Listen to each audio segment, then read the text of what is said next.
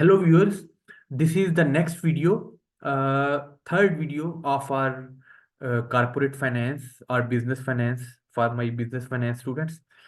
हम इस वीडियो में क्या पढ़ेंगे? इस वीडियो में वी विल स्टडी के टाइप्स ऑफ बिजनेसेस क्या क्या होती हैं।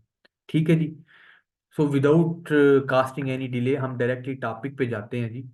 टाइप्स ऑफ बिजनेसेस, पहला है प्रोप्राइटरशिप। मैं इस बुक से, जो मैंने एक इंटरनेशनल ऑथर की बुक है, इससे पढ़ता जाऊंगा, साथ साथ आपको एक्सप्लेन करता जाऊंगा ताकि things would be easy for you to understand. Proprietorship basically single owner या वन पर्सन का बिजनेस होता है। मिसाल के तौर पर जैसे एक दुकानदार है, कोई कपड़े की दुकान है, कोई करियाना की दुकान है, तो जो एक बंदा ही उसको रन कर रहा है तो वो सोल प्रोप्राइटरशिप होता है। ठीक है। This is an incorporated business owned by one person. ठीक है, इसका ओनर एक होता है। Easy to start, must obtain a license from the city and or state। इसको स्टार्ट करना इजी होता है, आप गवर्नमेंट से सिर्फ लाइसेंस लेते हैं। ये जैसे हमारी दुकान है तो उसके कागजात होंगे कुछ कि भाई ये मेरे नाम पे है या ये मैं रेंट पे कर रहा हूँ, तो लाइसेंस लेने की जरूरत है और तब आप उसमें अपना कारोबार, अपना बिजनेस स्टार्ट कर सकते हैं। इसके कुछ एडवांटेजेस भी हैं, इसके डिसएडवांटेजेस भी हैं। एडवांटेजेस क्या हैं कि easy and cheap to form, क्योंकि एक ही बंदा है, बहुत ज्यादा इसमें रूल्स या रेगुलेशंस नहीं होती, तो इस वजह से इसको it is easy to establish, easy to form. Subject to few government regulations, इसमें गवर्नमेंट के रूल्स एंड रेगुलेशंस कम होते हैं। Tax as personal income instead of corporate income, और जितने भी टैक्सेस होते हैं वो पर्सनल इनकम के ऊपर होते हैं, और पर्सनल इनकम के ऊपर जो है वो टैक्स कम होता है। ठीक है जी। तो ये इसके एडवांटेजेस। डिसएडवांटेजेस क्या है? Hard to obtain capital to expand operation. अगर आप अपने बिजनेस के ऑपरेशन बढ़ाना चाह रहे हैं, अपने बिजनेस को एक्सपेंड करना चाह रहे हैं, तो आपके पास कैपिटल होना जरूरी है। और कैपिटल आप किसी से, इसके लिए कलेक्ट करना वो मुश्किल है, because you are the only one owner and you are actually the mother and father of your business. तो आपको कैपिटल लेना is difficult. Owner has unlimited liability for the business debts. आपके बिजनेस के ऊपर जितने भी उधार आ गए या आपके बिजनेस जितनी भी अदायगियां कल को करनी है, उसके लिए अनलिमिटेड लाइबिलिटी है। कहने का मतलब क्या है कि जिम्मेदारी जो है सारी की सारी is on the shoulders of the owner. Can lose house, car etcetera in bank. अगर वो बिजनेस नुकसान में चला गया तो आप अपना घर और ये चीजें भी खो देंगे बेसिकली। तो जाहिर है ये आग लग गई तो वो सारा कुछ खत्म। Limited to the life span of the owner, जब तक ओनर जिंदा है तब तक तो बिजनेस चलता रहेगा, उसके बाद खत्म हो जाएगा। अब ये चूंकि अमेरिका की बुक है, 80% of all the US companies are proprietorship. लोगों ने सिंगल ओनर्स हैं, प्रोप्राइटरशिप ही ज्यादा वहां पे बिजनेस चल रहा है, ऑलमोस्ट 80%। एंड दूसरी तरफ आप देखेंगे तो only 30% of the total sales, जितनी सेल हो रही है यूएस में पूरे में, उसकी सिर्फ 13% सोल प्रोप्राइटरशिप वाले लोग या सिंगल ओनर बिजनेस जो हैं वो दे रहे हैं, जबकि 80% वो तादाद में। तो इसको एस्टेब्लिश करना आसान है सोल प्रोप्राइटरशिप को, लेकिन इस हाई प्रॉफिटेबिलिटी इसमें नहीं होती। अच्छा, दूसरा जो इससे थोड़ा सा एडवांस है, पार्टनरशिप। पार्टनरशिप बिजनेस याद रखिएगा, इसमें दो या दो से ज्यादा लोग होते हैं जो आपस में कॉन्ट्रैक्ट साइन करते हैं और एक बिजनेस में अपना अपना कंट्रीब्यूट करते हैं। चाहे एसेट्स लेके आए, चाहे पैसे लेके आए, अपनी सर्विसेज लेके आए, तो दो या दो से ज्यादा लोग कंट्रीब्यूट कर रहे होते हैं और मिलके एक बिजनेस चला रहे होते हैं, जिसे पार्टनरशिप कहते हैं। पार्टनरशिप क्या है जी? Some companies start with multiple owners, उसके दो से ज्यादा ओनर्स हो सकते हैं। Some proprietorships add more people over time. अगर प्रोप्राइटरशिप में भी ज्यादा लोग आप इंक्लूड कर लेते हैं, ओनर्स बढ़ा लेते हैं, तो भी पार्टनरशिप बन जाएगा। Partnership agreements define the ways in which profit and losses are shared between partners. अब वो जो एक एग्रीमेंट, जितने पार्टनर्स होते हैं उनमें एक एग्रीमेंट किया जाता है जिसपे ये चीजें मेंशन की जाती हैं, लिखी जाती हैं कि विच प्रॉफिट्स एंड लॉसेस, कितने कितना प्रॉफिट में और कितना कितना लॉस में शेयर होगा पार्टनर्स का। ठीक है जी। फिर partnerships can be very risky, so partners often try to limit the liability.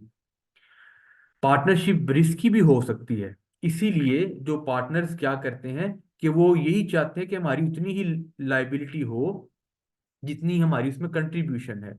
ठीक है, तो लाइबिलिटी भी इसमें लिमिटेड होती है, लिमिटेड टू जितनी आपकी कंट्रीब्यूशन है, जितने आपने पैसे दिए हुए हैं। जबकि सोल प्रोप्राइटरशिप में जो लाइबिलिटी है वो अनलिमिटेड होती है। अगर दुकान में आग लग गई तो सारे का सारा नुकसान उस अकेले इंसान को ही बियर करना पड़ेगा। अब पार्टनरशिप की एक छोटी सी किस्म है लिमिटेड लाइबिलिटी पार्टनरशिप। ये जो ऊपर हमने लाइन पढ़ी ना कि partnership can be very risky, so partners often try to limit the liability. ये क्या है कि at least one partner is the general partner that has operational and financial control. Limited liability partnership में एक पार्टनर ऐसा होता है जिसको जनरल पार्टनर कहा जाता है, उसके पास जो है वो ज्यादा कंट्रोल होता है। ठीक है, ज्यादा ऑपरेशंस और फाइनेंसिस उसके अंडर होते हैं। मेंटेन्स अनलिमिटेड लाइबिलिटी, उसके ऊपर अनलिमिटेड लाइबिलिटी, बाकियों की निस्बत ज्यादा लाइबिलिटी होती है। ठीक है, limited partners typically only contribute capital and have limited liability. जबकि जो लिमिटेड पार्टनर्स होते हैं उनकी जस्ट उतनी ही लाइबिलिटी होती है जितनी कि उनका हिस्सा होता है, जितनी उन्होंने कंट्रीब्यूट किया होता है। Partners are responsible for their own actions but are not responsible for action of other partners. Partnership के अंदर जो भी पार्टनर होता है वो अपने डिसीजंस का, अपने एक्शन का खुद जिम्मेदार होता है, ना कि दूसरा। often seen in firms that offer professional services। मुख्तलिफ जो प्रोफेशनल सर्विसेज होती हैं उनमें अमूमन ये LLP, लिमिटेड लाइबिलिटी पार्टनरशिप का कंसेप्ट देखा जाता है। और एक है आगे limited liability company. A form, ये भी एक पार्टनरशिप की ही किस्म है, where liability for general partner does not extend pass the asset of the business. Partner may not have to lose personal asset due to cover business losses.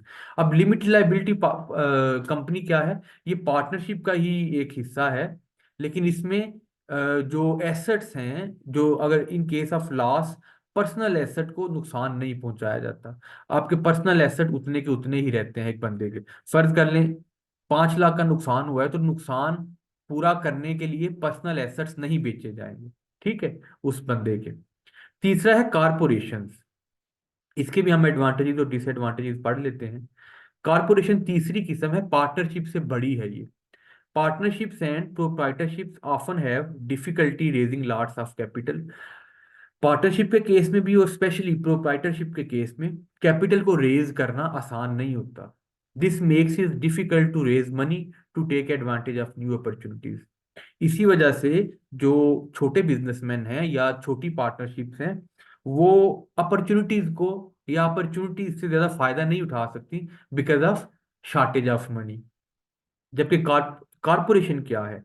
Corporation is a legal entity that is created under the state laws that is separate from its owners and managers.